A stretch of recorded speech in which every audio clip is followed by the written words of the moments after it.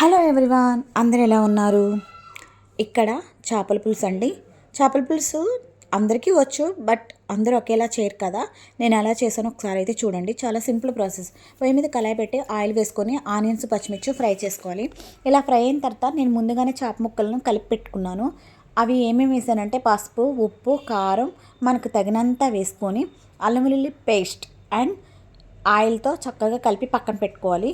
తరువాత ఈ ఆనియన్స్ చక్కగా ఫ్రై అయిపోయిన తర్వాత ఈ చాప ముక్కలు వేసేసి ఒక 15 మినిట్స్ ఉడికించుకున్న తర్వాత ఆనియన్స్ పేస్ట్ అయితే వేసుకోవాలి. ఇలా మూత పెట్టి ఆనియన్ పేస్ట్ వేసిన తర్వాత మూత పెట్టి కుక్ చేసుకున్న తర్వాత ఆయిల్ పైకి వచ్చేటప్పుడు చింతపండు పులుసును అయితే పోసేసి మనకు సరిపడంత పులుపుతో చక్కగా, మరీ ఎక్కువ కాదు తక్కువ కాదు, సరిపడంత పులుసు పోసేసుకొని మూత పెట్టి ఉడికించుకొని లాస్ట్ దగ్గరకు వచ్చినప్పుడు స్పూన్ మసాలా పౌడర్ వేసుకుంటే ఎంతో టేస్టీ అయిన చేపల పులుసు రెడీ. మన వీడియోలో 4-5 వీడియోస్ ఉన్నాయి, కావాలంటే చెక్ చేయండి.